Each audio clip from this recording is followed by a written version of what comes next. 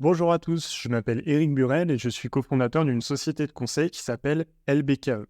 Et aujourd'hui, je vous propose de suivre ensemble le tutoriel d'apprentissage de Next. Actuellement, je suis formateur Next pour le compte de l'organisme de formation Human Coders. Je suis aussi créateur de cours pour la plateforme Newline et je suis l'auteur d'un cours qui s'appelle Next.js Patterns qui regroupe un certain nombre de cours sur des concepts avancés de Next.js comme par exemple comment gérer le code qui ne fonctionne que dans le navigateur, ou encore comment écrire des tests unitaires pour les React Server Components. Donc je vous propose de commencer par le commencement, de découvrir un peu en quoi consiste ce cours. Ce qu'il faut savoir, c'est que Next a déjà depuis très longtemps des ressources d'apprentissage de très grande qualité, avec une documentation qui est vraiment bien écrite, mais il y a eu ces dernières années un effort encore plus poussé avec une nouvelle version de la documentation qui est extrêmement bien rédigée, et donc une nouvelle version du tutoriel de découverte du framework qui a été annoncé avec Next 14 en octobre 2023. Donc moi, je connais assez bien Next puisque je suis formateur Next.js. Maintenant, je découvre tous les jours de nouveaux concepts sur le framework. Donc il est possible que je découvre en faisant le tutoriel avec vous des choses que je ne savais pas ou que j'avais oubliées au fil du temps. Donc ça fait beaucoup de bien de refaire de temps en temps ces tutoriels. Il faut vraiment aborder le développement Next et React avec beaucoup d'humilité. Ce que je vais faire, c'est qu'en fait, je vais commenter un peu mon parcours et essayer aussi de vous donner un peu d'informations supplémentaires que j'ai pu collecter au cours de mes expériences avec Next.js pour vous aider à mieux profiter de ce tutoriel qui vous est proposé par Next. Donc déjà, on a une page d'accueil qui est quand même plutôt impressionnante, avec un design de qualité comme on sait le faire chez Next. On note qu'il y a un peu de couleur sur la page d'accueil, ce qui est quand même rare chez Next, qui aime beaucoup le blanc et le noir, avec un petit peu de gris totalement neutre. Donc voilà, on a 16 chapitres pour découvrir React et Next.js. Alors là, la formation est vraiment centrée sur le fait de vous amener de React à Next. Donc il y a un présupposé qui est que vous avez une certaine connaissance de Next et en fait la formation vous redirige vers une autre formation, Learn React Foundation, qui j'imagine est aussi fournie par Percel. Oui, effectivement, c'est en fait une version à jour d'une section qui était déjà existante dans leur tutoriel. Et voilà, on a la possibilité aussi de découvrir React si on ne connaît pas encore Next. Moi, je vais rester sur Next pour l'instant. Alors, qu'est-ce qu'on va faire? On nous propose de créer une application web, donc de mettre en place un environnement de développement local pour créer un projet, en fait, un projet d'entreprise. Hein. On va utiliser des composants déjà stylés, donc j'imagine que c'est un projet qui est un peu visuel. Et on va brancher une véritable logique applicative et des vraies données dans notre application. C'est-à-dire qu'on va certainement créer une application full stack, parce qu'il faut savoir que Next.js nous permet aussi bien de créer des interfaces que des backends ou nous connecter, même nous interfacer avec des bases de données. Même si tout ça est plutôt à destination du développeur front-end ou full stack, mais créateur d'applications. On a quand même pour but, à la fin, in fine, d'alimenter une interface graphique en Next. Les fonctionnalités back-end sont tournées vers le front-end. On parle parfois de back-end for front-end, pour nommer cette approche. Donc on aura un site web qu'on pourra mettre en ligne, qu'on pourra déployer, donc quelque chose de fonctionnel. On n'est pas dans un tutoriel fictif. Au niveau des sections, démarrer, apprendre le style, apprendre les polices, les images. Bon, en fait, c'est base pour créer un site web, hein, mine de rien, c'est les aspects qui sont inévitables. Créer des pages, des layouts, c'est-à-dire tout ce qu'il y a autour de la page, par exemple le menu qui va rester le même pour plusieurs pages.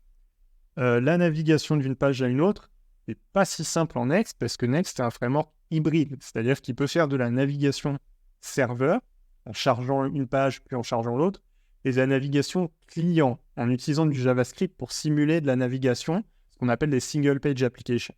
En fait, Next n'est ni une application serveur ni une SPA, il est entre les deux, c'est un framework hybride sur cet aspect. Donc ça, c'est super intéressant. Connecter une base de données, ça aussi c'est important, c'est bien d'avoir un tutoriel qui se connecte à une vraie source de données, qui ressemble à une vraie application. Comment récupérer des données, ça c'est un gros sujet dans Next, il y a 50 000 façons de les récupérer, donc j'imagine que là on nous présentera peut-être la façon la plus intuitive, je sais pas, on va voir. Ensuite, le rendu statique et dynamique. Donc ça, c'est tout ce qui se passe côté serveur quand on fait du rendu en amont en fait de l'affichage dans le navigateur. Le statique, on le fait à la compilation une fois pour toutes, par exemple quand la page change peu. Et dynamique, c'est pour chaque requête de l'utilisateur. Ce qui va être utile si on a des données qui changent très très vite beaucoup, ou si on veut afficher des choses qui sont spécifiques à l'utilisateur courant. Le streaming, donc ça c'est très intéressant, c'est les nouveaux concepts qui viennent de React 18. Par streaming, on entend qu'on peut vous afficher une partie de la page et vous envoyer un peu plus tard le reste de la page. C'est pas tout à fait comme du streaming vidéo. Enfin voilà, je trouve qu'il y a une... le terme peut être un peu compliqué à comprendre par rapport à ce qu'on entend habituellement par streaming, mais voilà, c'est la nouveauté React 18 et c'est très intéressant. Le rendu partiel, ça, c'est la nouvelle annonce Next 14. Je ne sais pas encore comment ça fonctionne, donc pareil, je suis très intéressé. L'idée, en gros, est de pouvoir mélanger du rendu statique pour une grande partie de la page et du rendu dynamique pour des éléments qui sont spécifiques. Par exemple, j'ai mon e-commerce, j'ai ma page e-commerce qui est globalement la même pour tout le monde parce que tout le monde achète le même produit. Le produit, il est pareil pour tous les utilisateurs. Mais je veux afficher bonjour Eric en haut dans l'interface. Bon, avant, on était obligé de faire du rendu côté client. Ça complexifie un peu l'appli. Maintenant, on peut le faire en dynamique. Donc ça, c'est un nouveau concept qui est très intéressant et très récent. Recherche et pagination. Donc ça peut être pour gérer un peu l'état de l'application. C'est-à-dire, je suis sur une page, une autre. C'est de l'état. Je suis dans un état différent quand je vais d'une page à l'autre. Modifier des données. J'ai un formulaire, je veux commander un produit. Ça engendre des modifications en base de données. Ça, c'est quelque chose qu'il faut savoir maîtriser. Donc super, on s'est abordé. La gestion des erreurs, un peu. Ensuite, voilà, tout ce qui va faire la qualité d'une application. Gérer les erreurs, l'accessibilité. Et ensuite, ajouter l'authentification pour avoir une vraie, un vrai site sécurisé finalement. Pour un site d'entreprise, typiquement, pour tout ce qui est non public dans l'application, c'est intéressant. Et enfin, les métadonnées au sens SEO principalement, c'est-à-dire avoir un titre, des mots-clés, une description de la page, des images Open Graph. Next est très très bon là-dessus. Vercel a investi dans quelques petits outils aussi pour aider à générer par exemple les images de prévisualisation d'un site. Donc ça nous permet de finaliser une appli qui marche bien. Donc au niveau du contenu, c'est super intéressant. Il y en a encore plus. Il y a aussi des guides spécialisés, voilà. Par exemple, comment connecter spécifiquement Prisma et Postgre, comment faire du multi-tenant, c'est-à-dire quand vous avez une application, par exemple, vous faites un système de blog et vous allez avoir plusieurs blogs sur la même application. Intégrer à des CMS headless, créer un e-commerce avec Shopify, brancher à WordPress pour un peu de branchement, voilà. Donc il y a des tutos spécialisés. Je fais une petite parenthèse sur le rôle du formateur quand on est en présence d'un tutoriel comme ça. C'est assez intéressant parce qu'on peut se dire finalement, on n'a plus besoin de suivre des cours Next.js. Et en fait, oui, justement, ça nous permet de nous questionner en tant que formateur. Et moi, je trouve ça très intéressant. D'abord sur les formations en présentiel. Donc par exemple la formation que je donne pour Human Coders qui dure 3 jours, on suit un plan qui est à peu près similaire et l'intérêt d'avoir un formateur est plutôt d'apporter une expertise du framework et en fait toutes les choses qui sont à côté du cas où tout va bien. C'est-à-dire que quand on suit le tutoriel, on suit, toutes les étapes vont bien, mais dès qu'on sort un petit peu, on peut se retrouver face à des difficultés qu'on n'aurait pas imaginées. En formation, on pose aussi beaucoup de questions concernant l'intégration de Next avec des architectures existantes, avec des systèmes professionnels complexes, parfois anciens, qui n'ont pas été prévus pour Next, par exemple. Donc, j'ai beaucoup de questions autour de ça. Donc, c'est vraiment l'expertise professionnelle. Ça, c'est pour les formations en live. Bon, voilà, c'est un accompagnement, un peu comme je le fais sur cette vidéo, en accompagnant en fait le parcours qu'on fait en découvrant Next. Ensuite, sur les cours écrits, qui sont donc dans un format qui est plus similaire justement à ce site Next.js Learn, là, en fait, moi, je fais le choix plutôt de m'orienter vers des patterns avancés. C'est-à-dire que vous voyez, là, c'est cas un peu spécifiques à la fin de la formation qui vont m'amener vers des guides plus précis. Je pense qu'en tant que formateur, c'est intéressant de se concentrer justement sur la rédaction de ce type de guide.